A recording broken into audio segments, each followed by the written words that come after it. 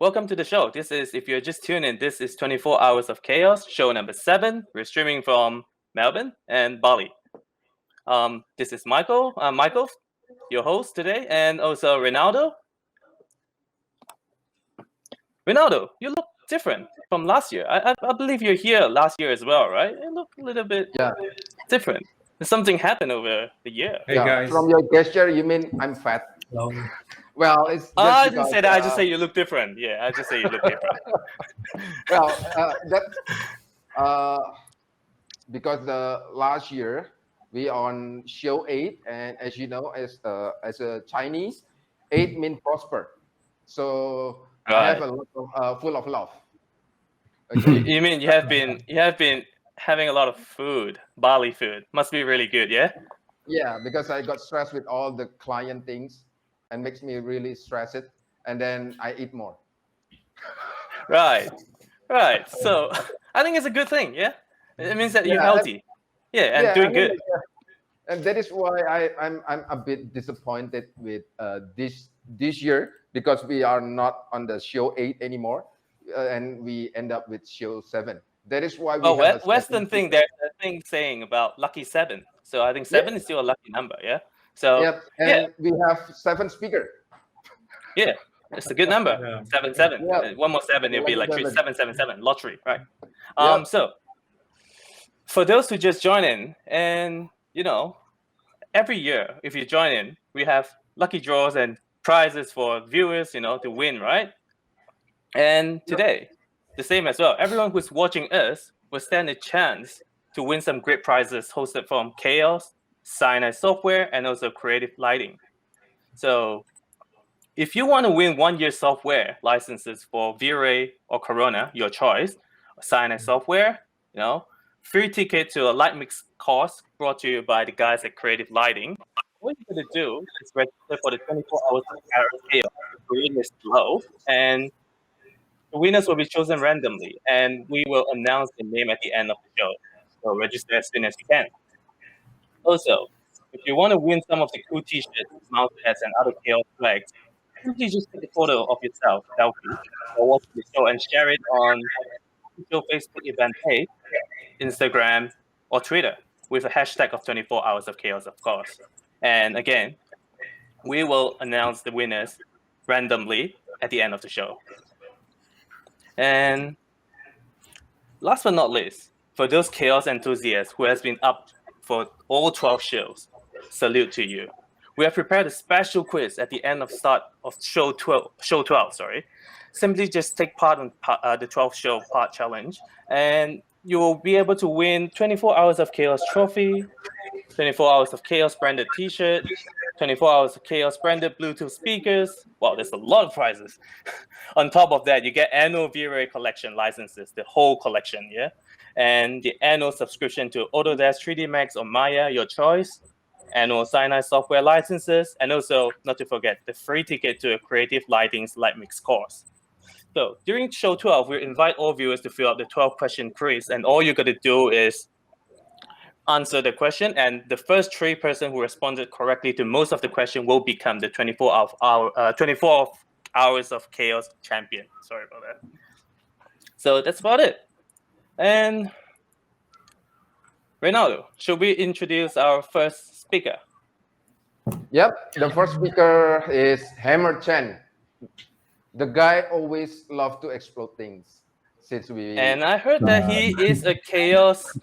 He's a chaos evangelist working with the Phoenix team, and he's someone who likes to make waves, right? So by the end of this show, you will be able to make waves in the industry, like literally making waves. So without further ado, Hammer, the stage is yours.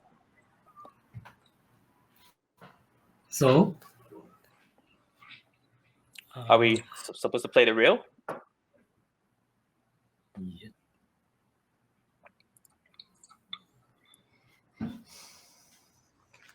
Hammer, you don't have to be nervous. You will chaos. Well, even with okay, everyone. Good morning. I'm still nervous. I don't know what's your time zone.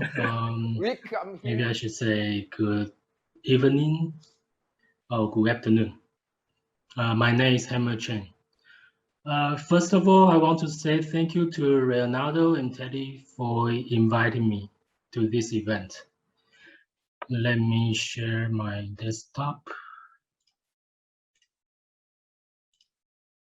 Okay, I'm currently working with Chaos.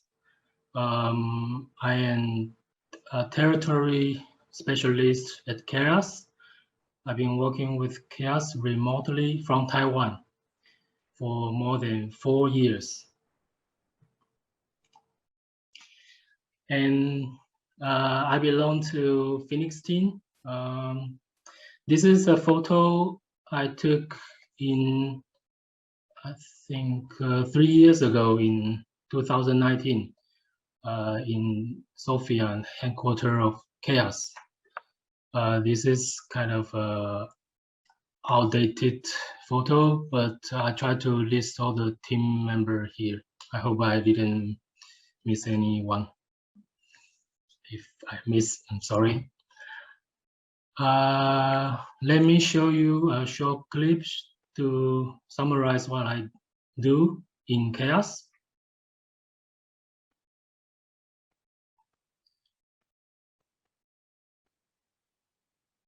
Okay, so let me begin by talking, but before I join to Chaos, I was working at Al Jazeera, the TV station in Middle East in Qatar, and my job title there was senior designer. But actually, I'm effect artist. I do a lot of water simulation, fire, and smoke. This is one example. In that time, I used RealFlow as my simulation tool. So you can see this logo forming by liquid, but I render with V-Ray. Here's another example. I use RealFlow. This liquid gold flow through black marble. So as effect artists,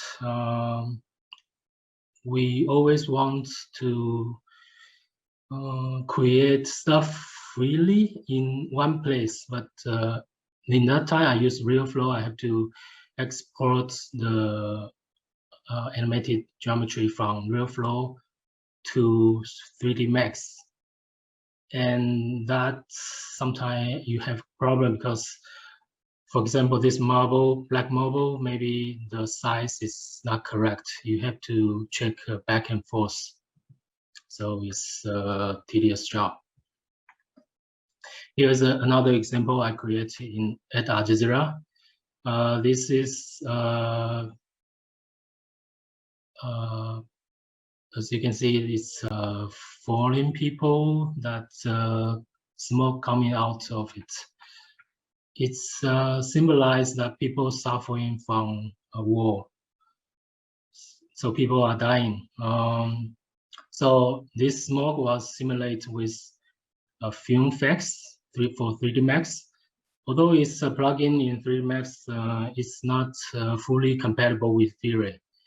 And you can only simulate fire and smoke or explosion with this plugin. You cannot simulate water. So water, I need to different software to do that. As I said, I'm a long time V-Ray user, so also an effect artist. I wish I have a tool that I can create liquid and particle and fire and rendering with V-Ray all together in 3D Max. That's my dream. So so then I joined Chaos. What I do with Chaos, first of all, I create a block, a Phoenix block. Let me show you here. This is the block. If you are a Phoenix user, I think maybe you should, maybe you saw this before. So I share a lot of tips and tricks here. It's all very short article, but I'll just share some of the important concepts here.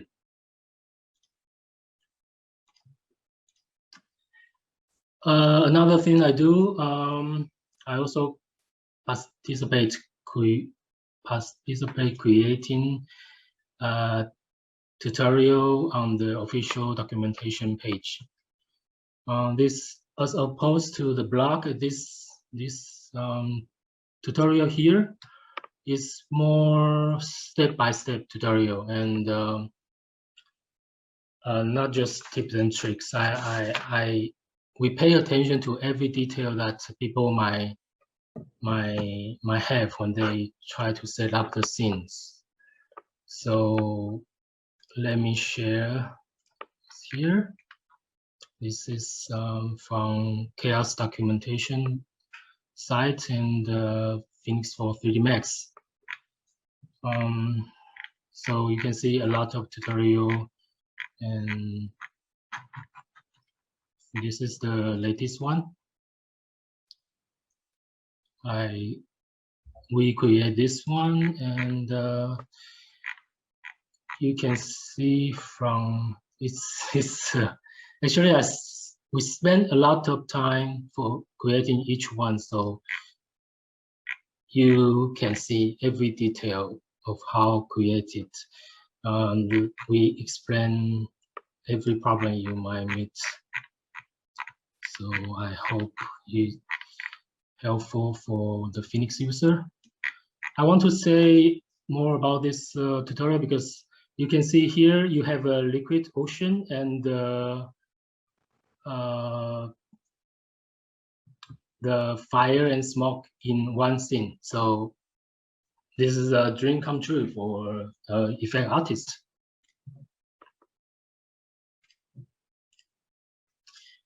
I also work for a marketing team at Chaos, so I do translate a lot of article and put on the V-Ray Master Chinese website.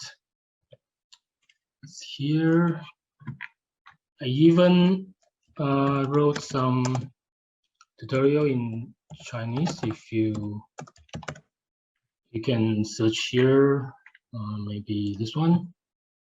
I create a nuclear explosion using Phoenix and combined with V-Ray volume grid. So this is another example that you have a benefit when using effect tool that compatible with V-Ray, compatible with the rendering engine.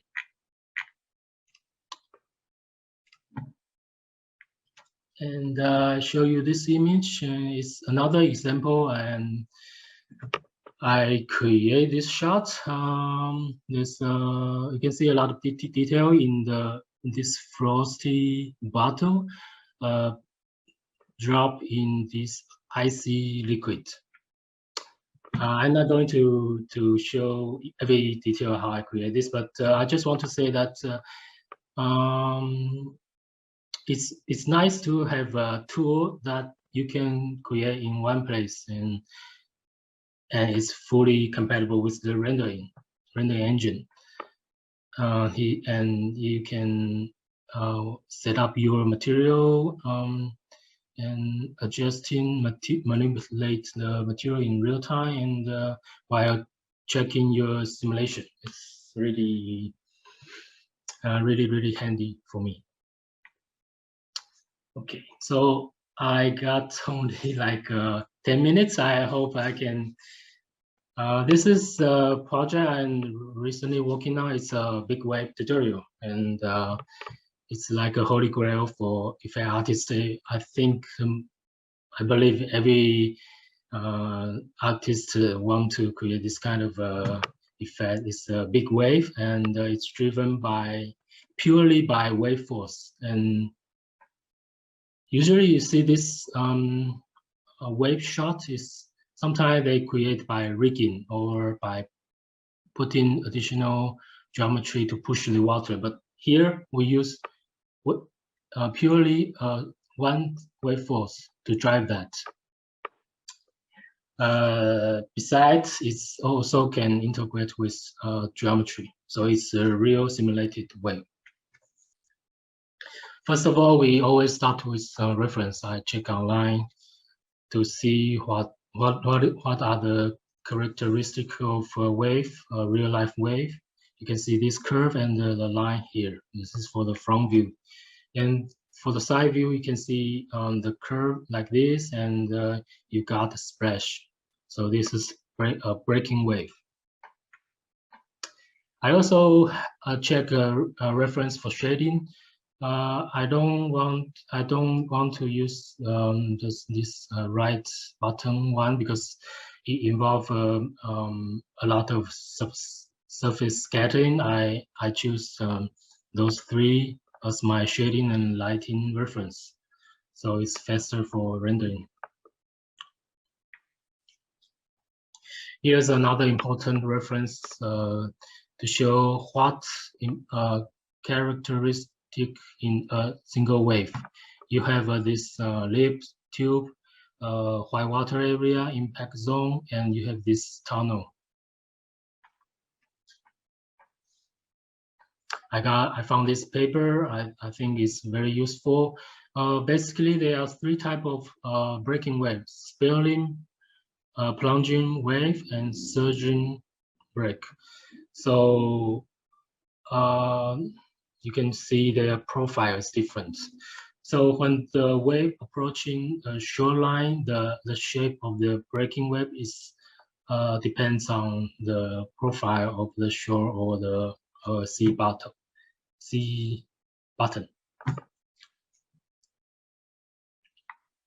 Here's another reference.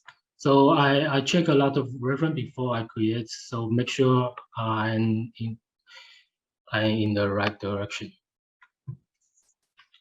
Okay, as I said, this ocean wave is driven by wave force. We put Phoenix Ocean texture into the wave force. So use this map is like a normal map. So different color mean different direction. The wave force will add velocity to the liquid particle, and by this way we can create a simulated wave. So the problem here, the wave distance is too close. The wave length is too close. So I adjust the tiling of the wavelength in X and Y. So the wave is shorter in Y and the wavelength is wider. So I'm able to put camera here. Although we drive the ocean wave by ocean texture, but it's really hard to see where the ocean will come from. That's why I use Phoenix foam text as a guide. So you can clearly see where the wave is moving. So this one is very long wave, and this one is shorter wave. So by doing so, I can isolate one single wave in this area. So once I know how long, how big the wave is, I will put my Phoenix Liquid simulator just in this region.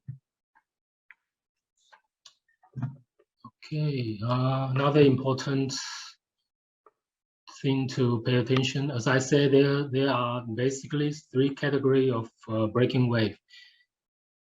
And in real life, the breaking wave is determined by shoreline profile. But because we are driving, we are simulating with a computer, so it's kind of different. Here I found the rate of change is the key parameter to create the shape of breaking wave I want. So this one is taller, and you got this tunnel here. Okay, I open up the scene file here. This is the scene I'm working on. You can see here you got this tunnel. This is a sweet spot for surfer. They like to go through this tunnel. And you can turn on the preview and the particle. The green mean foam, and the blue one is the splash. And I have I also simulate the mist. So let me turn off the foam.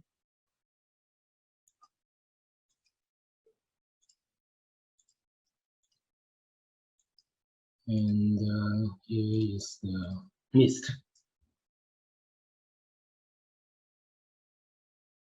Okay, I want to show you this because in the previous slide I show you the reference image. I mean the real photo. You got this line here. So here I just demonstrate we are able to simulate a wave that have all the characteristic of a real life wave. I don't think I have enough time, but let me go through all the slides. So here is what we got here. You got this shape, and this is another view. And I do a lot of test rendering here. Let's just show you some work in progress. In the beginning, we don't simulate because larger simulator grid means longer simulation time. So we make it smaller.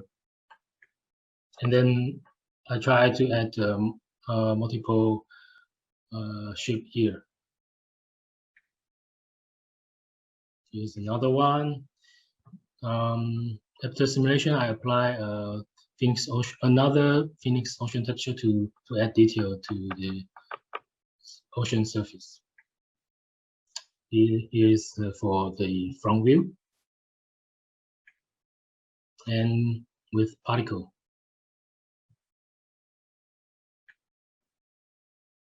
This is the rendering one. We're still working on this. I hope we can release the tutorial soon.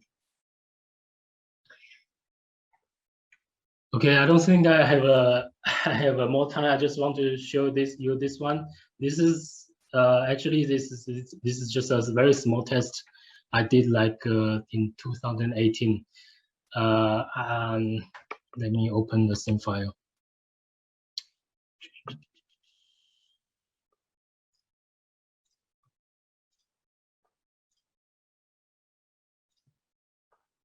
Okay.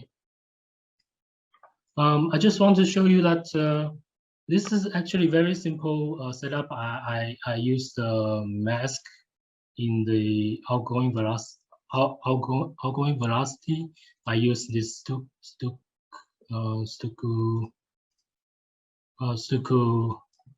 texture to mask where the teapot to emit this thick liquid. And Phoenix is able to allow you to map in I use the same texture to map the viscosity. So you got various viscosity in the liquid. You can even preview the viscosity. Yeah.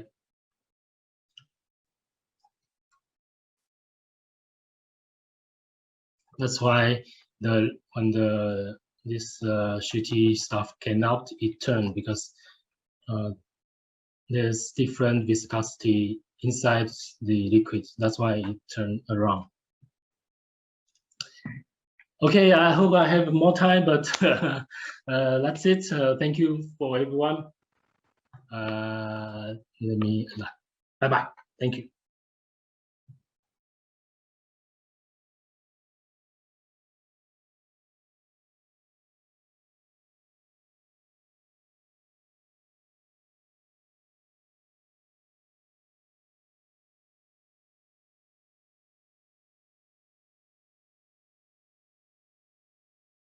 So extensive, like you won't even be able to ask questions because anything you ask, you just gotta read the documentation. He's so smart, right? Yeah, and he just makes everything looks very easy. Yeah, exactly. I never thought it's so easy, but just one little question for myself: would you be able to compile all of them in like a push button, like one click, like simulations, plugins in that Phoenix? Like, I don't have to do all the tutorials, but in future, would you be able to have everything in one click? Okay. Actually, Phoenix is so versatile, and you can simulate a lot of different kind of simulation. So we put a quick preset in the toolbar. So you just one click, you can create like a chocolate simulation or cigarette smoke, something like that. Okay, so that's supposed to be a joke, and you take it very No, seriously. it's not a joke. No, but there is really. I didn't know that. Oh my god! I gotta explore. I gotta explore Phoenix, right? Actually, even for me, I use the quick preset because it saves a lot of time to set up the setting. I will use that as a starting point. I'm a lazy person. I love presets. Yes. We have a very limited time, and we don't have enough time for Phoenix. So anyone agree with me? Type number 1 if you want Hammer to give like 3 days workshop for Phoenix. Type number 1 on the chat. Okay. Me. Where's number 1? I gotta type it as well. Type number 1 on the chat if you want to have like 3 days free workshop about Phoenix from Hammer. First one to sign up. Yeah, I booked the slots. Okay. Well, next one up. I think we have Dexter Nguyen from 4 Pixels, right? He is going to share. I think he's going to share about his journey about establishing 4 Pixels and some lessons that he has learned over the years. Is that correct, Dexter? Yes, that's correct. Oh yeah, the stage is yours. Okay, let me share my screen. For me, Dexter Nguyen is one of my mentor as well. So you learn from my master. Go ahead, Dexter. Okay, thank you, Reinaldo. Thank you, Michael. I will share my screen.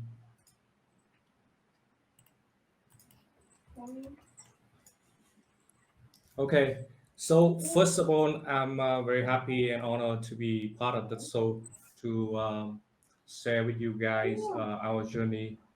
So I'm Dexter Nguyen for the 4Pixel Studio and 4Pixel Academy. And Reinaldo invited me to this event to talk about my journey and basically why I do this.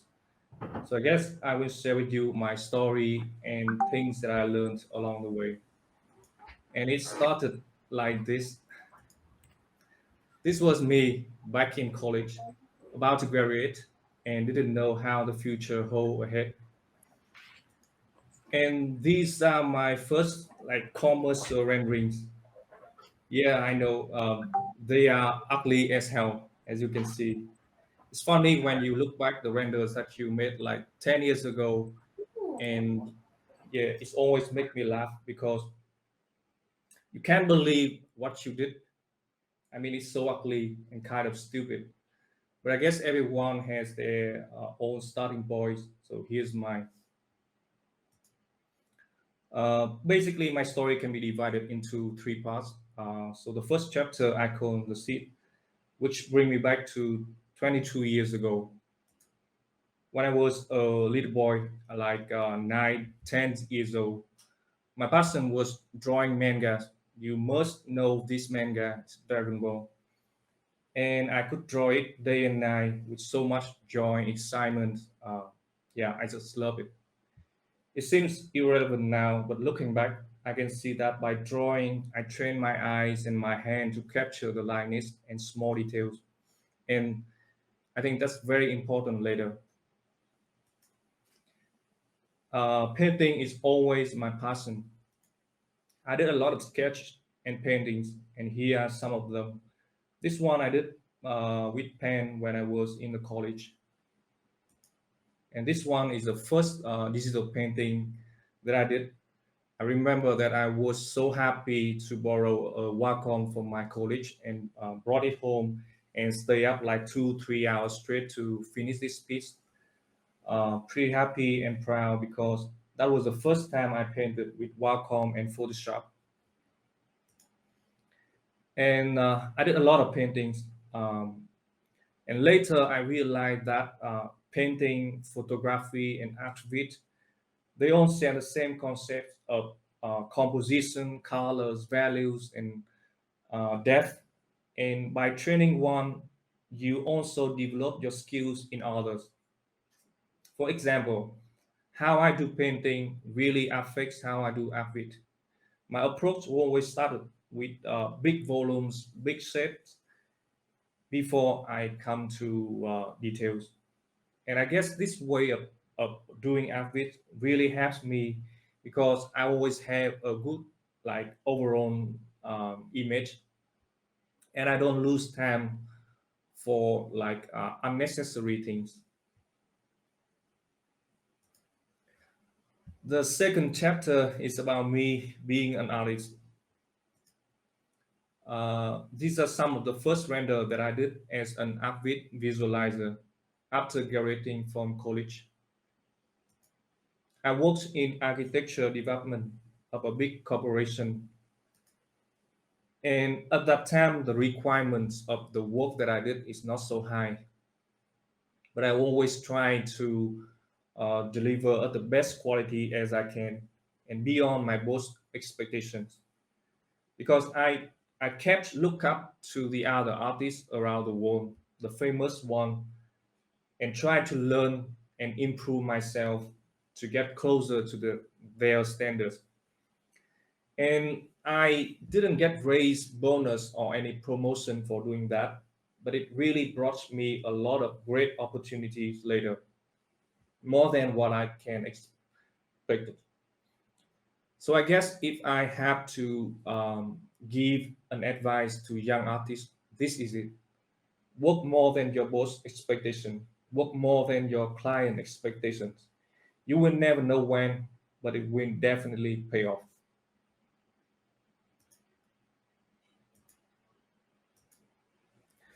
I also had to make some decisions in my life, and usually the most important ones are quite risky, but I did them following my heart. And this is one of them. This is funny. In 2014, I moved to Saigon and started for Pixels Academy.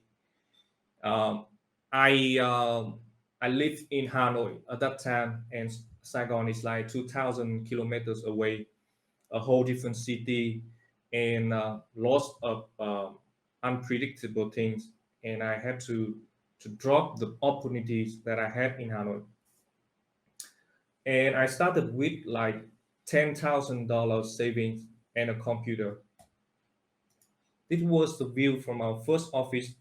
I rented an one bedroom apartment, which I renovated into a classroom. I remember this view because it's kind of so familiar with us at that time. As you can see, the classroom looks quite small but very cozy, and I was very close to the students. One thing that I realized at that time is by doing projects, I have experiences and practical skills to teach our students how to deal with like real life challenge. And by teaching, I have motivation and pressure to constantly doing R&D and apply them into our workflow. Let me share with you three renders that I made back then. The first one I did with V-Ray, and maybe my last project using V-Ray. The second one was actually my first render with Corona. I was really amazed by Corona, and it changed my workflow forever after. The last one was my first render with Epstone. I'm pretty proud because this project was nominated as the film non-commission category in the 3D awards by City Architect in 2017. And I started my first course for foreign student in 2016. This is a render by Alexander Darby, my very first foreign student. My method is to teach the student not only about the technical stuff, but more important, the art direction. So basically, each student in my course will develop their personal project from start to finish, and try to I encourage them to explore different experiments with lighting, with the composition, color, and mood. This way, they can learn how to deal with real life situation later, not just recreate an existing image. And I'm very happy because they kept coming back with great feedbacks. I guess the pure joy of seeing our students improve each day is just priceless. Being an artist is fun, but what about being a business owner? So I started 4Pixel Studio in 2013 on my birthday, and of course, after many drinks. We were three at that time, me and three other guys. They are my friends and also my first Vietnamese students. And you can see I was very thin in the second picture, under 60 kilos at that time, but I was very strong and energized because we work for ourselves and we work together. Nothing compared to that. And the picture was taken at 5 in the morning after many sleepless nights, but you can see we are very happy. They are the good old days. We worked very hard and and party even harder. And we were lucky enough to have chance to work in some of the most prestigious projects in Manhattan, New York. The Big Man, the Woolworth, the Barclay, some of the most iconic buildings in Manhattan. And by doing these projects, we get used with highest standards in ArchViz for real estate properties. And I guess that helps to set the standards for any projects of 4Pixel Studio later. But it was not easy, and it's still not easy. Being a business owner means that you have to deal with lots of leaderships and management problems. I think many of us can relate to that. People come and go, hard to find talents, no clear vision, and no defined culture. I have to transform myself from an artist mindset to a business owner mindset, from thinking that I can do it all to should I do it or delegate to someone else, from focus on image quality to focus on quality of people, from thinking that I had to be the best to I should hire someone better than me. Okay, wait. I can see that your journey is very inspiring, and your rendering, especially the one that actually got nominated on 3D Architect, was on 2017. It's the Verona, Mhm. right? Right? Yeah, two Yeah, times, but yeah, the very two times. first, yeah, Yeah, I was there on Vienna with you, right? the second time, yes. Yep. Okay, so anyone agree with me that his work is very inspiring and also uh, a very beautiful rendering, type number one. And I believe Dexter is, I always call him Badung anyway, not Mm. Dexter. So By the way, it's also in Iceland, in the Indonesia, I guess. yeah, my place is actually in Badung as well, right? So it's pretty much the same with you, with your Okay, name. So type number one, if you agree, he is very inspiring person. Okay, what is the next presentation for you? thank you. The building up the foundation. Yeah, I have few slide left. If we have time, I can end it pretty Yeah. quick. So I guess the most important mission of a business owner is to build up foundation of his company, and it's not about creating beautiful images anymore, but it's about um, people, core values, culture, vision, and business model. And we just celebrated our 8th-year anniversary like 3 days ago, and it's such a journey for all of us. There's still a lot ahead, but I guess we just keep walking and do what we do best, which is visualize visions. This is our company slogan. not only visualize vision of our clients, which is their buildings, their projects, but to visualize visions of each and every member of our team, which is their dreams. And at 4Pixels, we are doing our best to create an environment in which all of our employees have their chance to shine. Thank you. And actually, I have another video to introduce about our country, Vietnam, and 4Pixels, but I don't know if we have time left to show it. Yeah, I'm pretty sure we have. Yeah. There we go. Okay, here we go.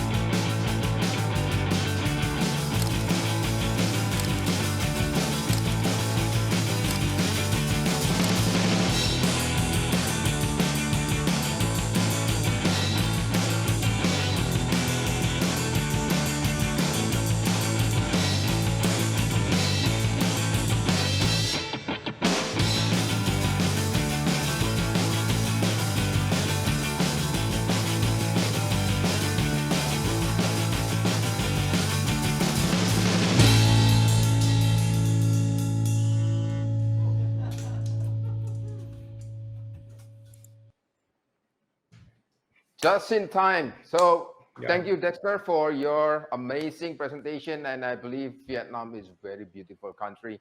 And I hope I want to everyone visit it. we can Welcome visit, you all. yeah, we can visit Dexter perhaps next year. Welcome, but just not now because of the pandemic.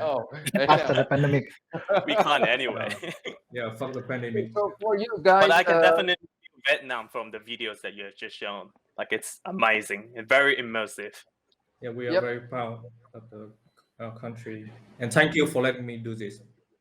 Okay, and for you who haven't know Dexter, I've been learning from him on the 4Pixels. I don't know the name, the Coronator, and Yeah. he's an amazing person. And the technique, you can get it on YouTube. We all agree about that, right? But the most important things is the teacher, which is the mentor. And Dexter is a very talented and artistic artist. So I really recommend you to join his course. Okay. Thank you. So the Thank next you, speaker Leandro. will be Appreciate that. Michael Khoo, the Autodesk Artist of the Year. Am I supposed to 2020. present? I didn't know I was supposed to present. Oh my god, you're making me nervous. You should share your I'm joking. amazing drawing about Malaysia. All right, What is your let me share my screen. Let me share my screen. Oh wait. Share your screen, please. All right, let's go.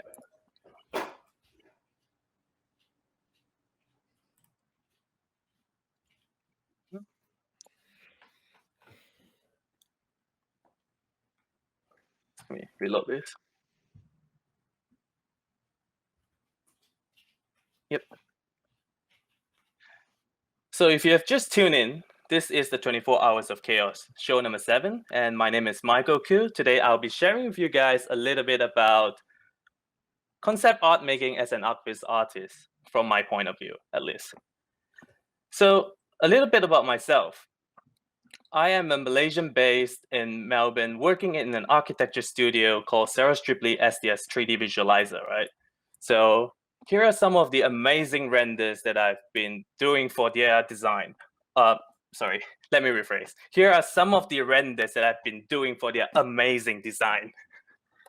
And this is like my day-to-day job, making buildings look good and sell the dream, you know, with my skill sets. Just like Uncle Bento, Peter Parker. With great design comes great renders. Wait, was it like that? I'm not sure. Anyway, my boss.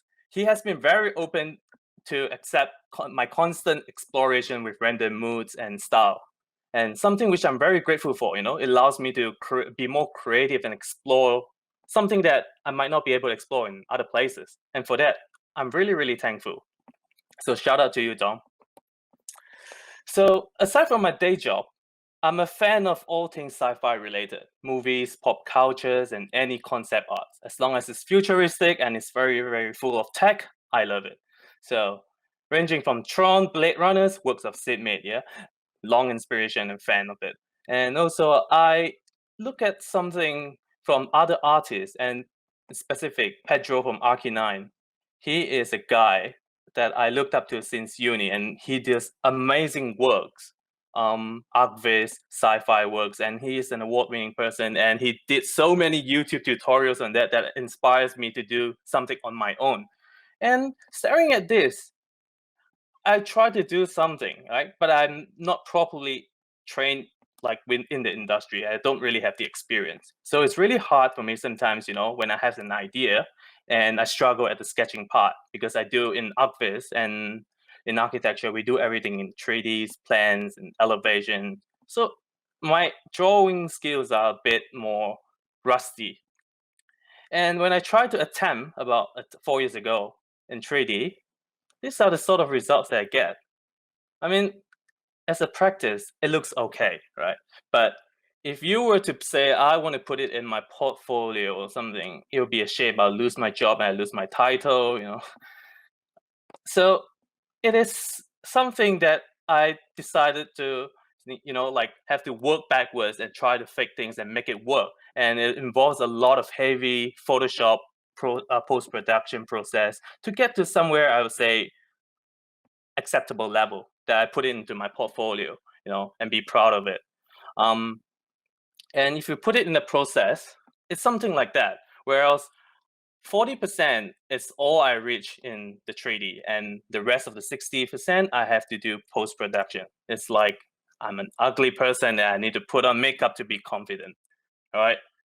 So, and I blame the technical parts of it. Like I'm not a technical person. I'm a very lazy person to learn softwares. I've been doing 3D Max and V-Ray, and you know, back then it was so difficult, like to explore when I was new, like to explore like 200 buttons, like all figure out the nuclear science behind it.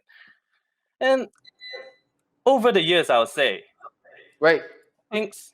I know you are lazy because you are always eating geprek, sambal geprek with the chicken. Yeah, other than working, I'm eating. You know, I need time to eat as well.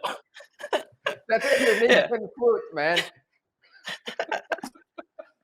Yeah, sorry. That's why. No, nowadays I cut the eatings. I've been practicing more. You know, like so more attempts, and with the software advanced, you know, like there's more updates. V-Ray 5 Light Mix, you know, for example, it just changes how the way I work. Like I focus less on the technical skills. Everything is just one click, and you know, I can do magic with it, and I can explore the things that I wouldn't be able to explore in the past. You know, like making this black and white noir like images and just abstract looking stuff, and you know, to a more refined stuff that allows me to, you know, be proud of it and lucky to win some awards. So I'm really, really thankful for the software upgrades. It's like, you know, upgrading my pen that I've been using on, reluctant to try out the new pen, and then like this pen suddenly just keeps updating, gives you now I can just do voice command and then draw something and it just comes out. So it's amazing. Now that it changes my whole process to like 80% of the finished product is all from 3D, and if I have like very, very short time, I'll be able to be happy about it, submit it, and still look okay. So that's a little bit about what I want to share about a concept art from someone who isn't trained to be one, and I hope that inspires you guys. Now a little bit about this project that I have pulled off over the past few weeks, on and off, that I want to share with you guys. Project Wawasan 2040. It's something that goes in line with what Reinaldo is going to do, or is doing, sort of, to use our skills and promote our home country to people around the world, show the beauty of it and stuff like that. Well, I'm not going to do it that crazy, but I just thought like maybe I could just try to use something or do something through a sci-fi concept art, which leads me to this idea, Wawasan, right? It's an ideology that originated from Malaysia's ex-prime minister back in the 1990s, about 30 years ago. That's supposed to be a 30 years, futuristic projection of what Malaysia would look like. We have this kind of utopian city with flying cars, like megapolis structures, greens, everyone's living happily ever after, like Smurfs, perfect, no crime and stuff like that. And fast forward to 2020, last year. I think we get nothing close to that. I would say positively, maybe 30%, and 70% else. 70% of the buck, we got something else, something that the whole world is facing at the moment until now, and it's a bit depressing. So I just thought maybe I'll just revisit this whole Wawasan thing. Wawasan means vision in Malay, and I just thought of maybe just revisiting this futuristic vision again and provide an art that is hopeful and probably inspire someone, and I started grounding my art to the heart of Malaysia in Kuala Lumpur, looking at prominent future buildings, built and unbuilt, that's coming up in Malaysia, in Kuala Lumpur, these tall skyscrapers, and the third one here, vendor facilities, it's almost completion. They're doing the spires. So putting all this in hopes to, into this city of Kuala Lumpur, and try to blend in with this kind of sci-fi elements and try to see where I can get from there. So in terms of model-wise, this is what I got from a friend of mine in Malaysia. It's a very, very basic white cut messing model. And I was actually panicking because it was like 3 weeks ago, time, I don't really have that because it's a labor of love project that I do after work hours and then on and off. And I tried to put that question aside, and lucky enough, I just chuck in HDRI, and it sort of worked as a view, and just try to fake the interiors, chucking in some textures and adjust the mood, and V-Ray 5 helped me a lot. Light mix, it's amazing.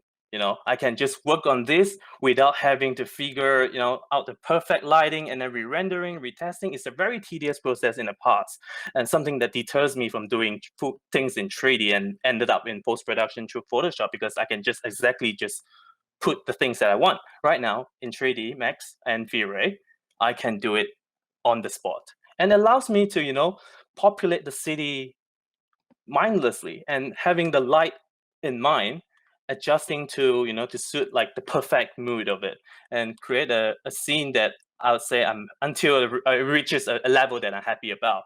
And all these are all happening in 3D, and it's just a screen capture from the viewport itself. And I can just work on the composition, know what's missing, adjust it, change the lighting, even grade it, everything in the V-Ray frame buffer, to a point like here. This was like a few days ago, where I thought I've finished and I'm running out of time. And if the presentation was a few days ago, this would be the finished product, and I would still be happy about it. But because I have a few more days, I bring it in comp, and I went a little bit crazy, making it too vibrant. And I thought, like, it's because of my own interest with cyberpunk stuff, make it look a little bit more like cyberpunk, which is not really what I wanted to do intentionally, because previously it's supposed to be hopeful and inspiring, right? And then now it looks a bit more like too vibrant, Las Vegas and dystopian. It's not really what I want. So I did a little bit more grading in Photoshop, color grading, color balance and stuff like that, and reaches to a point where I'd say I'm quite happy with it, with the time that I've spent on this. And yeah, that's about it. Like, this is the artwork of Wawasan, A Vision of Tomorrow, through my lens. And I hope that will inspire some of you guys. That's about it. And if you like my work, this is my social media hangers. You can follow me, Yep. Thank you very much for staying on. Hey, Michael. Yes. Why are you so nervous? Am I? I don't know. My heart is beating. It's like, it's my first time, to this international platform. Your work is amazing, man. Why you shouldn't nervous? But I have a my question work is for you. amazing. My work is amazing, but I'm not amazing. That's two different things. Well, I know you have a great mentor, which is Pedro Fernandez, right? He is he mentored me through his YouTube videos. I learned a lot just watching at his YouTube videos and just staring at his work every day. That's what I do every day. Other than eating and rendering, I look at his work just as wallpaper. Hey, you want me to text him through WhatsApp? I have one. I have his number. Oh, you even have his number? Oh my god! Yeah. I gotta get it from the chat later. Okay, I will text him. And by the way, I have a question about your rendering. Why you always have like one or two person, like people in your rendering? Why? Oh, you noticed that? Let me go back to my screen. So guys, it's already scripted. It's already scripted.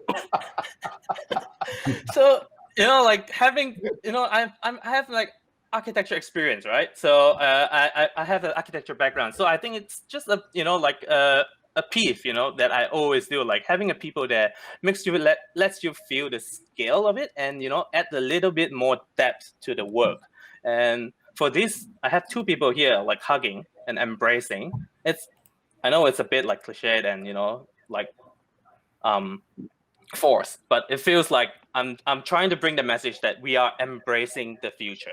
The future is in front, and they are hugging in the foreground, which is now, and the future is at the background, right? So it's embracing the future.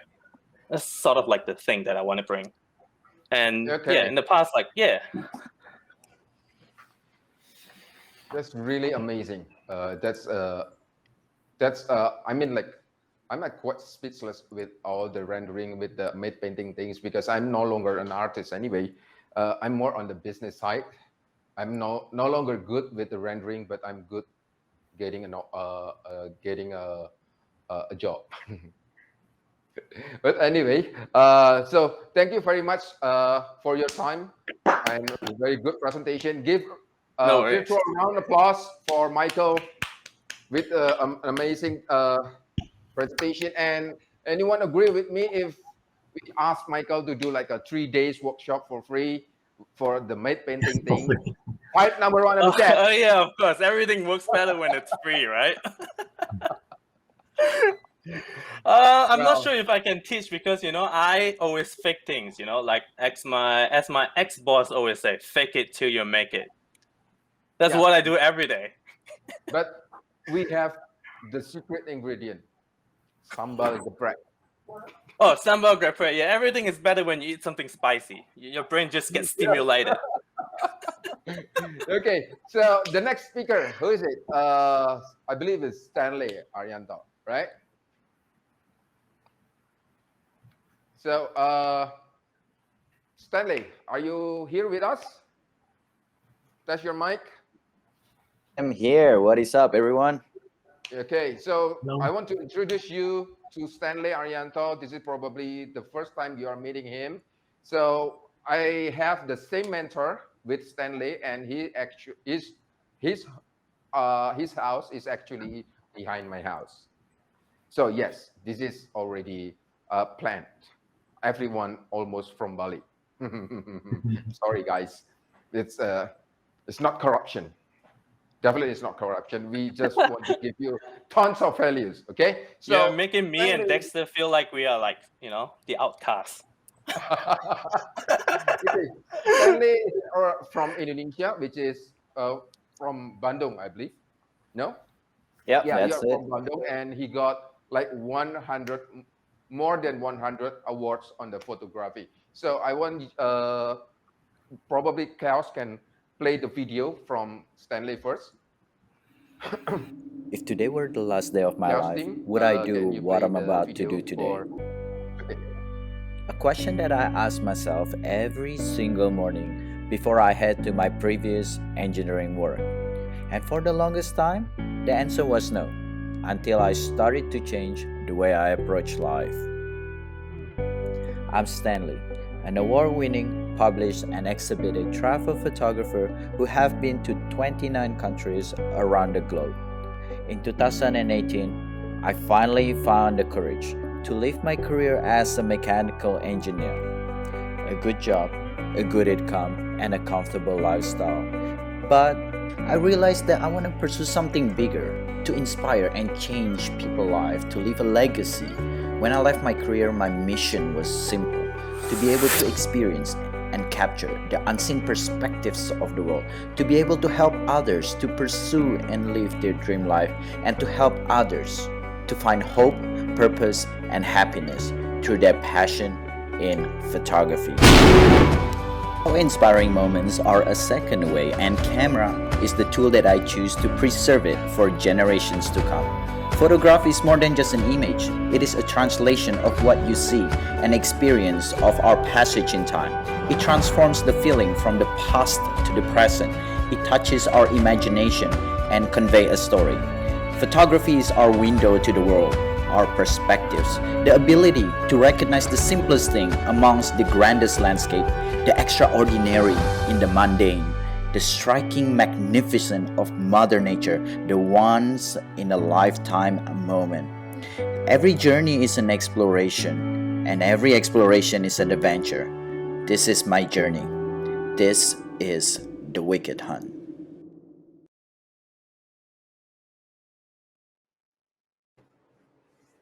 Okay, everyone agree with me that video is amazing? And I yes, am already inspired, you know, the first 2 seconds of the video. That music. Yeah. And Iwan, you say nice accent. He actually lived in Canada for 2 years. Okay, Stanley, can you go with the presentation? Yeah, for What are sure. we Let me going to share my discuss? screen. What are Sorry. you going to discuss? What is your I'll let you presentation guys all know. about? So just give me a sec. Let me share my screen, and you guys should be able to see my screen. So today, you know, I want to talk about, you know, a little bit how photography and how it gonna fit with all of what you're doing, which is 3D. And I was thinking about this a lot. What should I talk about? It could be about camera, it could be about post-processing, but I want to be able to give something that you know, can relate to you guys. So I'll just get right to it.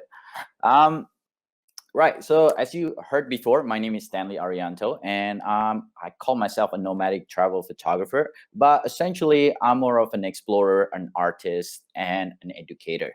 And the mission has always been clear. By the way, if you didn't heard that first bit of the video, the question was, if today were the last day of your life, would you do what you're about to do today?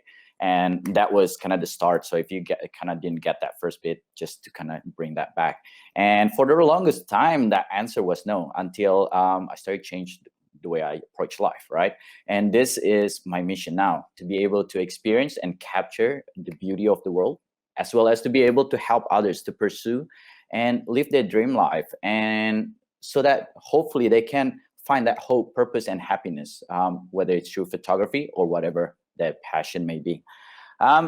Yeah, so when you guys think about photography, what do you guys think about? Right? Most of us, when we think about photography, the first thing that comes to mind is the camera, right? This expensive camera, $5,000, $10,000, whatever it may be, the drones, right? And photography or visual art for that matter, right? The things that Michael has shared, Dexter has shared, everything have, it tells the story. It's the story that failed to put into words, Destin Sparks says. So if you're looking at this photo, I don't really need to tell you what's happening. You've already able to feel and see what it is out there. And to me, that is photography, right? The feeling that you get when you're out there in the middle of the mountain with no one around you and this cloud rolling in.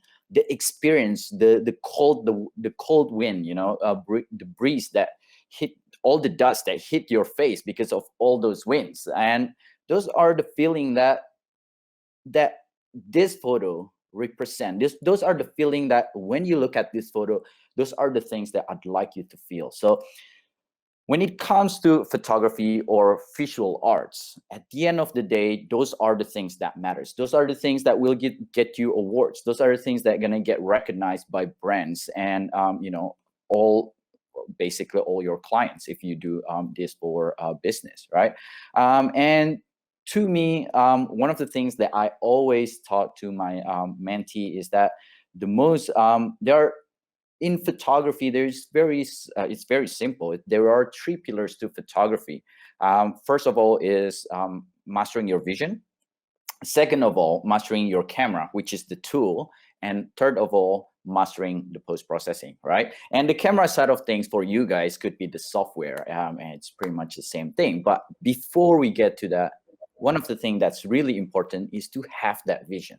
Just like what Michael was sharing earlier, right? Wait, what is up? Your photo is too beautiful. Can you press that hide button? Because it's actually annoying. I want to enjoy your photos. Okay, please continue.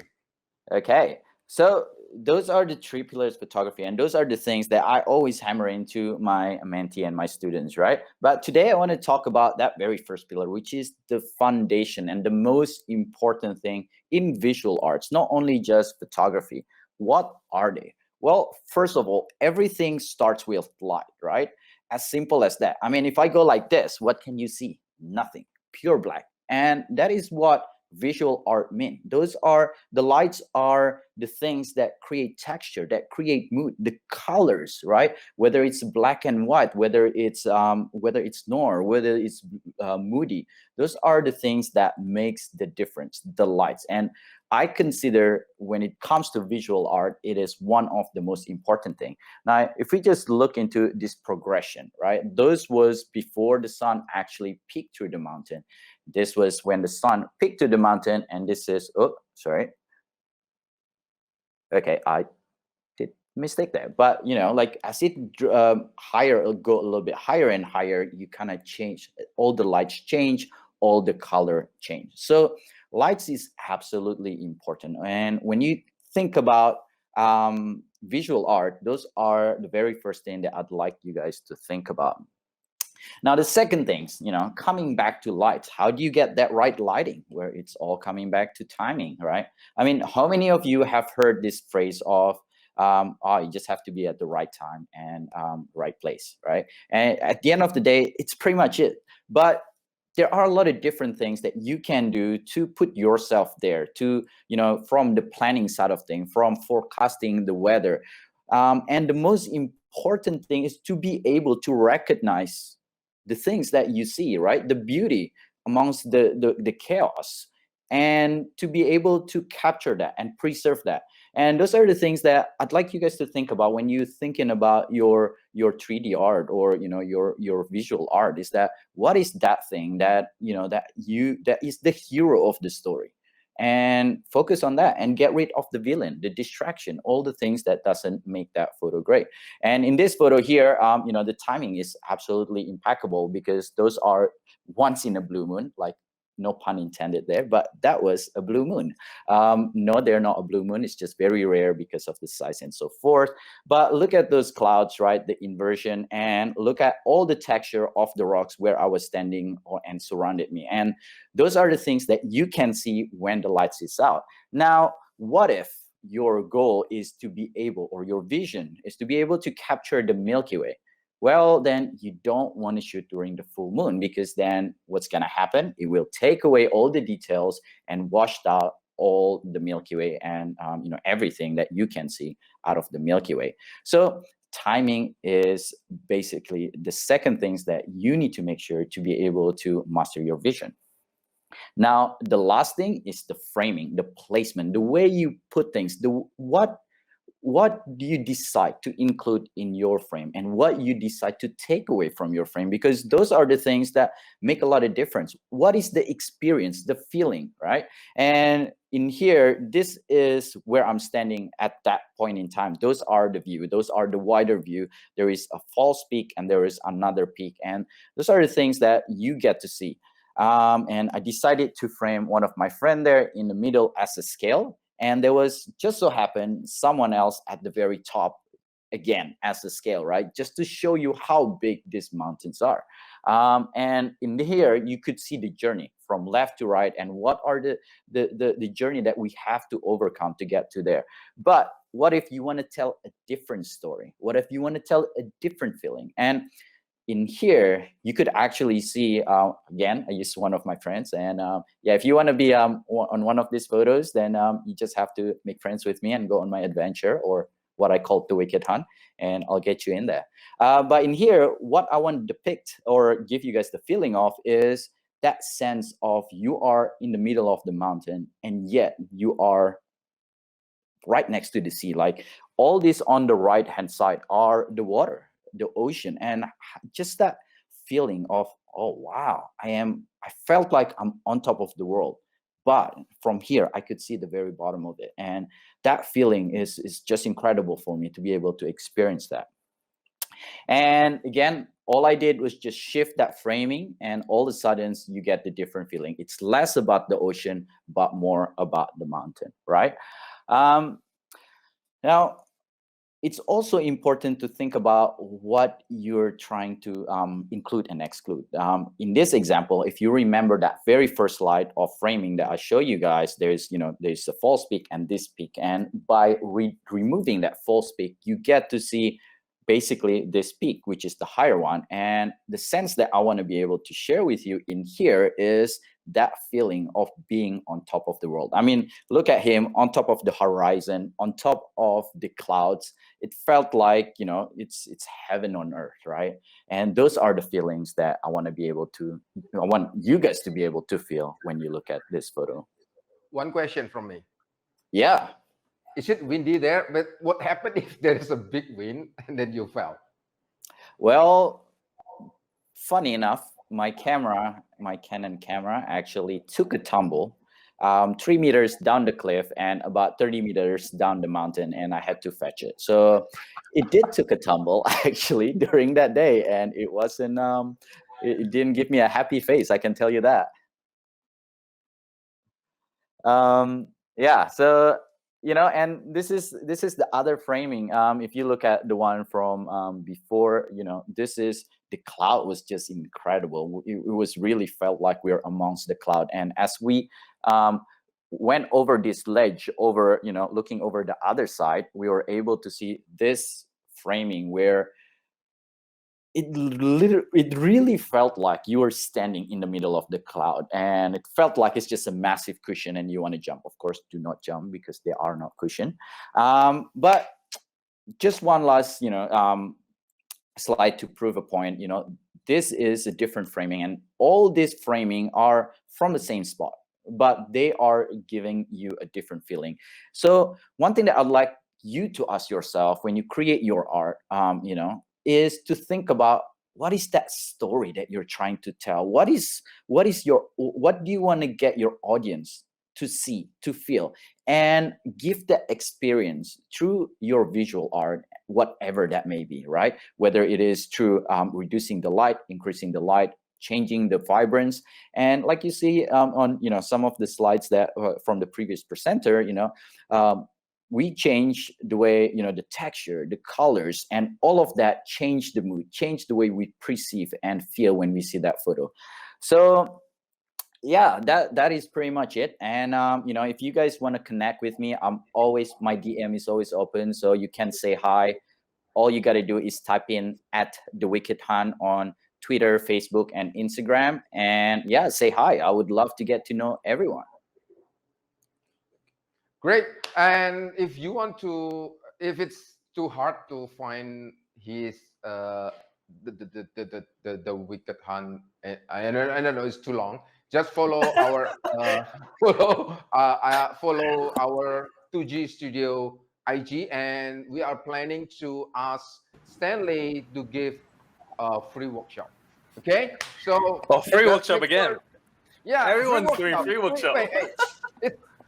The thing is, we always need to offer deliver. Okay, bring lots of value, give back to community, and we will get more prosperous. Okay, respect for that, man.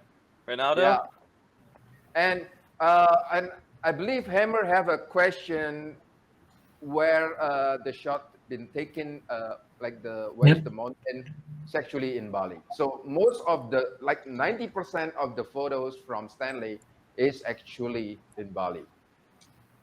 Okay, so most with the cloud thing, with the mountain with the cloud, is actually in Mount Agung, Gunung Agung. It's the highest mount in Bali, so it's very, very beautiful place to come. Yeah. Okay, the photo looks amazing. Yeah, it looks like a rendering. I really encourage everyone not to finish watching this show, otherwise you will be in Bali in no time. Bali brainwashed. Yeah, I will pitch you. I will sell you Bali, and you will spend all your saving here. So be careful. Yeah, by the end of the show, we all will be thinking to migrate to Bali. All right. Yeah, I have like a 5-story office. You can work in my office for free. Yeah, Airbnb, right? Yeah, and on your invoice, I'm happy to accept the money as well. Okay, the next speaker will be Pak Tommy. Okay, yes, Pak Tommy, right? And Tommy, I believe he is going to share about his creative process with music composition, and also a recent project that you are working with Reinaldo. Is that correct? Yeah. That's the reason why I'm here, actually. Go ahead. And oh my gosh, I've seen you guys. You all of you guys must be graduated from Hogwarts. You guys are wizard. You guys are amazing. I mean, all the visual aspects is so beautiful, so wicked, if I could borrow it from Stanley. And maybe from the Chaos team could show the videos that I made. So actually, I'm okay. Let me introduce myself first. My name is Tommy, and I do music for a living. So I get cursed into music from my family, and it is a pleasure to get here with music, because I couldn't barely imagine before, making music and be here with you in the same stage with you guys. It's just amazing. And right now, I try to show you the project that I've made with Reinaldo. Once upon a time, as the gods of this universe were creating the green, peaceful planet we know as Earth, they grew tired. They needed a place to rest, and they fell in love with their own beautiful creation. They decided to also create their second paradise. There they rest, and behold, the island of gods, the paradise we know as Bali.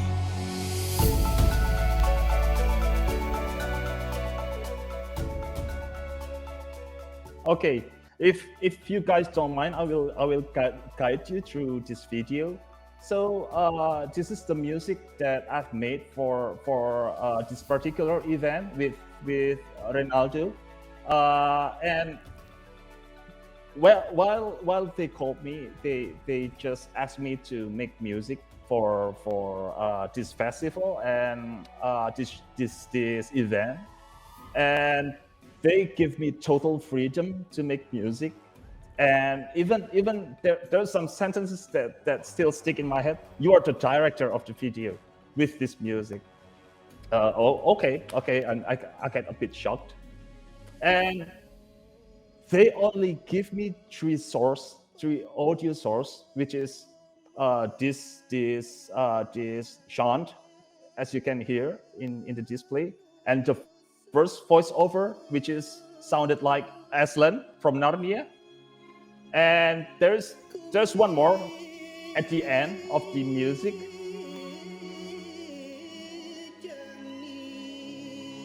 And Reinaldo literally give me total freedom to make music, and that particular order makes me so damn nervous.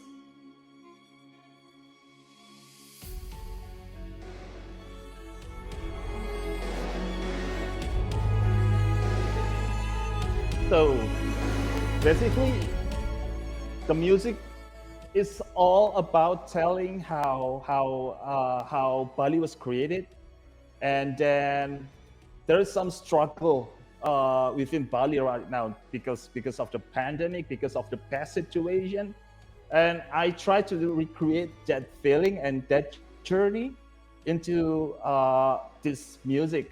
And as you can hear, there's some really sad moment, and then there's some struggle, and there's some contemporary part just to make everything seems interesting. And here we go. 4, 3, 2, 1.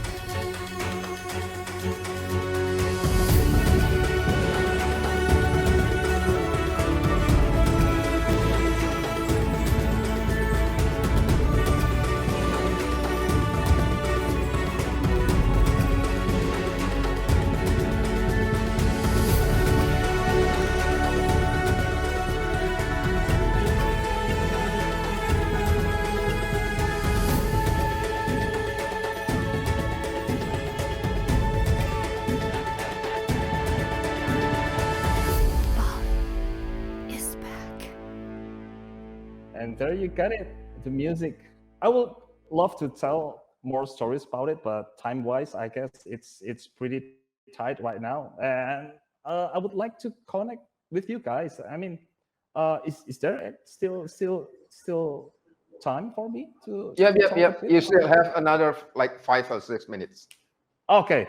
So basically, I will tell the stories about this. So if as you guys heard about the music is pretty stressful at the middle, and it's pretty beautiful according to the voiceover, and then a bit struggling at the end. And the way Reinaldo guide me to make the music has inspired me a lot. So as you've heard the result, at the starting point, I tried to make everything sounded like a bedtime stories. So if you're familiar with the terms waltz music, it's really really nostalgic, so to speak, and surreal. And surreal. Yeah, very, very dreamy. As the voiceover said, that Bali is really beautiful. The God made the world, as the gods made the world, and then they grew tired and make their own paradise to relax. And the gods named the place Bali. I mean, that's the plot twist. That's where everything is begin. And then I try to make the music as spacious as possible, as beauty as possible, with the touch of gamelan, with the uplifting mood as possible. And then I think you did great. Yeah, I totally can feel it. Yeah, and then Reinaldo give some hint, give me a clue. Okay, after show the Bali is beautiful. Okay, just bring it up, that smack it down. Okay, and then poof, everything seems like a chaotic, you know. And then because there's a few moments that really big in here, that pretty chaotic moment, just like Bom Bali, as you remember, and then the pandemic situation, and the Kidung is, oh my God, the singer did the job really well. I barely touched the Kidung, and his voice is so beautiful, I think personally. And then actually I start the main key chord, the chord, all the notes is from the Kidung, and the arrangement, the composition is all around the Kidung. So it's building up the tension a bit, and I try to build the music as as heavy as possible. So the dynamics is really slow, but at the same time, there's some challenge to make it as there's a challenge to build it so you guys don't get bored to hear it, and then at the end of the music, you can hear that everything is grande, but the pace is slow because we are at that moment right now. We are hopeful, but we try to figure out how. And Bali is trying to figuring out how to get out of this situation. They are struggling, and I pretty much believe that they are pretty hopeful about this situation. And I think that's pretty much the story. Mm-hmm. Oh, there's a question here from the audience. They say, so let's say if you're only allowed to use 3 VSTs or sound libraries for the rest of your life, which ones do you keep? And do you have a favorite synth? Yes,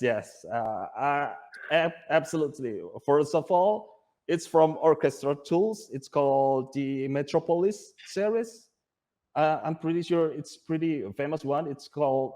It is a company from Germany that make a really high quality of sound libraries. So as you can hear, the orchestral section, everything sounds so realistic, and that's what the sound is coming from.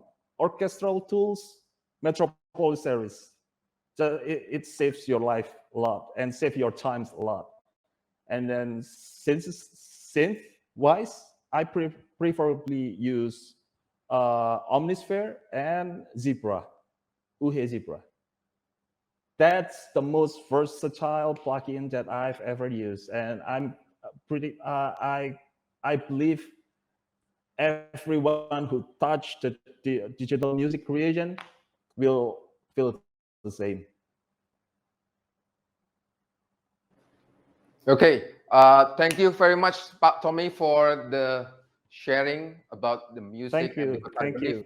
Everyone here agree that if you want to create animation, first, definitely you need to know the scene, definitely what's the building for. But once you go into animation, the first thing that you need to learn about is the music. And then you keep up with the beat of the music. I know nothing about the music. I know I only can enjoy the music. And that is why I give lots of freedom to Pak Tommy, and I just asked him to go wild as you can, because I always believe if you want to create a very good work of art, you will need a lots of freedom, like you can unleash all of your creativity. That's what I always believe. That is why I'm not someone can be dictated. Okay, so thank you again for Pak Tommy. And who's the next speaker, Michael? I think we have Pak Jung, the architect. I feel like we, do you realize this, Reinaldo? I feel like we have like a full team of media and entertainment here. We have the music composer, we have the ArchViz, we have the concept artist, and then you have the, technical specialists, and then you got the photographers. It's We just should do amazing. something together. Right? Yep. Yeah, we can form a team like a Thanks for collaboration. Yeah, because what do you guys Make think? an NFT. Let's make an NFT. Oh, yeah, because NFT. in Indonesia, our country symbol is having a Bhinneka Tunggal Ika. It means unity in diversity, and we believe that we don't have to be good at everything, but we need to be able to respect the diversity, and we need to acknowledge other people's skill is better than us, and we collaborate. And today is the proof of that symbol, the Bhinneka Tunggal Ika. Yeah, totally. Actually, so right now, maybe- without further ado, we will introduce our architect for today. So Jung will share a little bit about an old philosophy in Bali and how it has Yeah. inspired SHL Asia. Jung, is that correct? Yes, of course. Yep. So go for it. So first, maybe you can play the videos that I sent. You're waiting for the videos?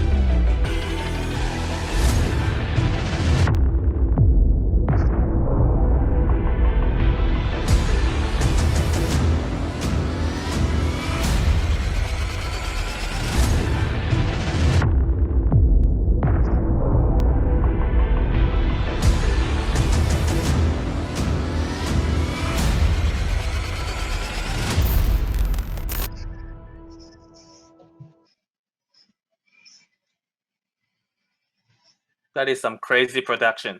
Avengers worthy. Thank you. That's actually from the Pak Reinaldo just comment for my first video. So he comment it will be better to have a big one. So there's the new one videos. Doing Okay, great. I will share my slide. Okay. Actually, While waiting It's the already- screen to share, ready? just want to let you know, Pak Jung is the authentic Balinese person. Okay, so if you want to know about Balinese, the hospitality about Bali and Balinese, the kindness of Bali people, he will represent everything, and especially when you are coming here and spend the money for the local. Okay, Yes. I will let Okay. Pak Jung do the presentation. Okay. First of all, I will say thank you to Pak Reinaldo and to G Studio. Let me join this very awesome event. So I will start to introduce myself. So my name is Jung from SHL Asia. After my graduation for the architecture university in the 2009, I just working in the as a junior architect and a modernist architect. So in this company, I learned about how to design and manage a small villa project from the scratch and until finish. So as you see, this is the one of my first project in the Balinese architecture. So this is the site, and then these other views. And then in 2008 until 2010, I just moved to other consultant. It's called Bensley Design Studio. Because on the first project, this project, I just know that other consultant that make your building more beautiful is called a landscape designer. So I just thinking I just want to learn about to the landscape knowledge to complete my architecture knowledge. So in 2010, start build my own company with my partners, because at the time actually I still work as a architect and landscape designer at Bensley Design Studio, but I have a chance to get one project in Seminyak. It's actually before the project rebranding into the now it's Montego, I think. Before it's Samara Resort in Seminyak. So we get a chance as a landscape design consultant in this project. So the interesting one is how come I get the project? It's everybody usually ask about that. So actually I got it from my friend as a contractor, the plantation contractor, and my friends got the information of this project from the security. So the security know the information that this project need a landscape designer and contractor. So it's like we learn from this. So all the information can be a big project, can be a project. So we cannot ignore someone or some information as it go. So this is the situation in nowadays. The actual the plantation is growing up very well.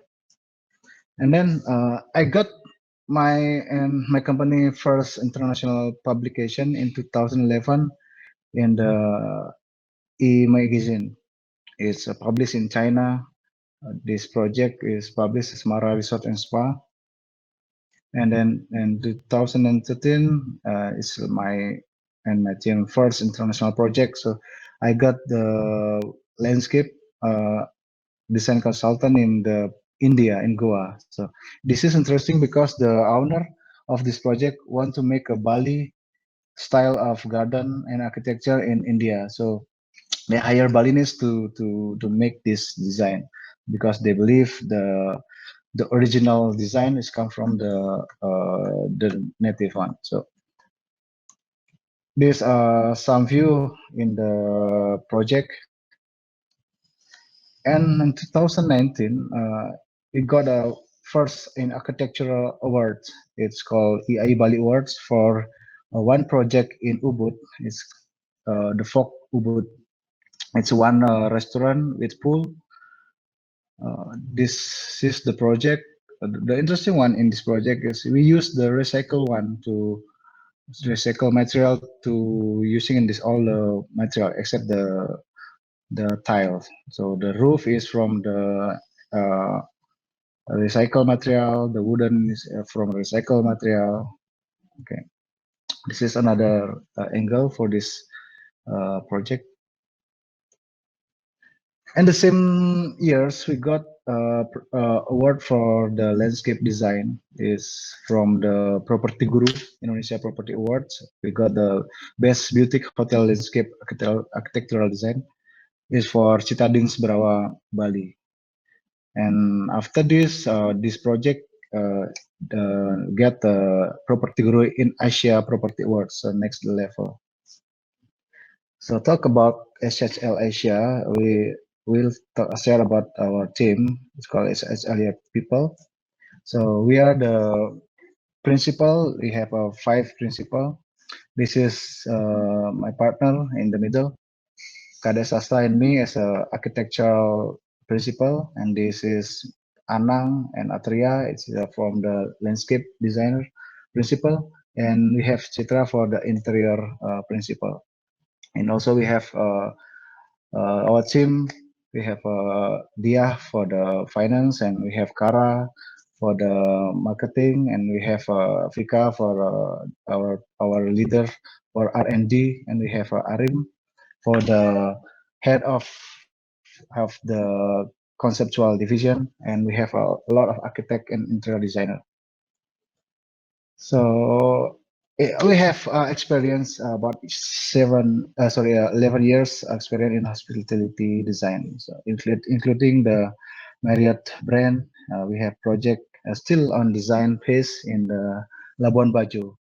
There's I think 200 rooms of the hotels.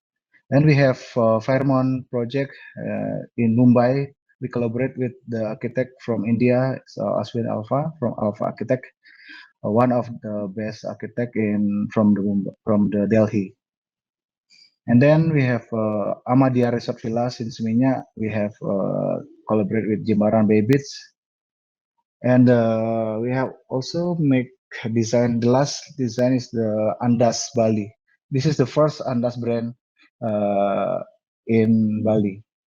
And then Adiwana, Inaya, Bali Paragon, Tanadewa, Natia, Sterling, and many local and chains operator. We already have a design for their property. So almost our design is tropical 5. You can see from these images. I got this from the Instagram for its property. So if you see, all the project is almost the green and tropical. For this time, I will introduce to you guys about Desa Kala Patra, a timeless harmony. Desa Kala Patra, I think one of the oldest Balinese philosophy. There's a certain place we call desa, a certain time we call kala, and certain condition we call patra. So this is a guidance to carry out our good deeds. So usually this desa kala patra fit on the religious activity, art performance, and localism, and we using this philosophy for our point of view to design in our concept. So for example, how we use Desa Kala Patra in Bali as a Balinese. So let's say in the Buahan, part of the Bali, in Gianyar, they do not require to offering the canang. Canang is like this photo in daily. But the Balinese who stay in the Denpasar, they presenting their canang every single day. So this kind of canang, I think the same meaning, but they presenting on different perspective. So there's no problem with this. Also about north, we call it kaja in Balinese language. But if the Balinese stay in the southern of the mountain, we call north as a kaja. But if the Balinese stay in the northern of Bali, we call it north as Delot. So the kaja is the south area. So this is not to be make a Balinese, like a crash. We can accept what the differences of this. So, so we are response of the each place, time, and condition. So what we do is about a certain place called desa. So it's about what the where is the project location. So what is the surrounding. So what is the local culture. Okay, next time is time kala is what when is the project design and when will be the construction, and what is the limit time limit the client have. So this is the point we're thinking about for the starting the design concept. And the last is condition is patra. So it's including what is the project requirement, what is the market, what the client, hotel operator, branding, budget. So the 3 point of Desa Kala Patra is meet with the client dream. That's become we call it timeless harmony. So let's make our project is different, not the same one. So for the sample, I make a face. So this is Natya Ubud. Okay, this is inspired from the Balinese village. So this is the application. Yeah. Okay. This is some detail of this project. So we inspired with the location with Desa. So Desa location is the village. So we make a design as a this hotel like a village. So this inspiration for what the villagers activity into the artwork, into the design. So we can carve with the story of the Balinese activity. And so other side is Karangawa. Karangawa is I think we how many minutes we have, Pak Ronaldo? Another 1 minute. 1 minute. Okay, we'll make it fast. The concept Karangawa is like if you don't have something like rice field, you cannot plant it. You can plant in yourself. So it's mean if you have a project with limitation of few space, you can make a orientation inwards. Like this case, the site is there's no view. There's have a lot of problem. So make it the view orientation inside the project. So you can see this. We make the waterfall inside. We have artwork. We have pond. We have a last garden in the side. So let's make new orientation. So don't worry if you have a you stuck with the project without view, without any good thing. So we can make it in yourself, in your site. So we believe in this one. So you see from the bedroom, you can see the garden. You can see the greenery. People can imagine this project will be inside the like a housing. So there's no garden of view outside the property. So this is the waterfall maker. So thank you. That's our presentation. Okay, thank you very much for your time, Yeah. Pak Jung. Yeah. And apologize for the timing about this No event. Well, definitely, again, guys, please follow our IG, which is the 2J Studio, that we will definitely continue with the show and we'll ask everyone go live with us and give lots of value. Okay, so Michael, can you announce the winner of the raffle and the giveaway? Yeah, definitely. So I think the results are out from the Chaos team. For the raffle winner, the winner will be Venny Ngao. Congratulations. You will win. What is this for the winner? Well, 1 year software licenses for V-Ray or Corona of your choice, SiNi software, and a free ticket to the Creative Lighting Slide Make class. Congratulations. And for the social media giveaway winner, we have Oliver Simo Wibawa. Sorry. You will win the Chaos goodies, and that's it. Thank you very much for participating. And right now, I think Reinaldo, we're missing something. Yeah. We're missing something in the show. Okay, just want to let you know, both of the winner are my students. Is it all scripted? Is it all scripted? Oh my God! Everything is in Bali, and now the winners are of course, your man. students.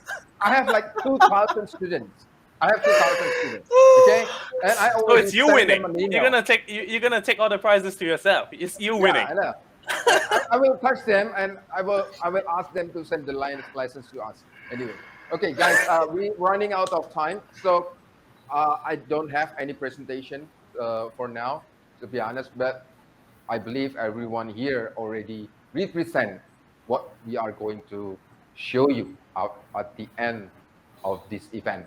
So I really want to introduce Bali, and I ask of my friend, which is Pak Jung as an architect, Pak Tommy Respati as a music composer, and also Stanley, that a very talented photographer and a videographer that always trying to help us with lots of ideas and support. And this project also done with all of our studio team and our 2G Academy student. It's And this project is actually going to show you it's not one-man show or one studio show, but it is a teamwork with different studios, not just 2G.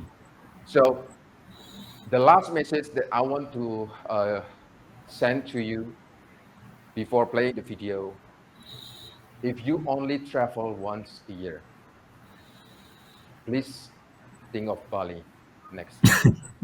Thank you everyone for coming, and Chaos team, please play the video so everyone can enjoy it. Once upon a time, as the gods of this universe were creating the green, peaceful planet we know as Earth, and they fell in love with their own beautiful creation, they decided to also create their second paradise. There they rest, and behold, the island of gods, the paradise we know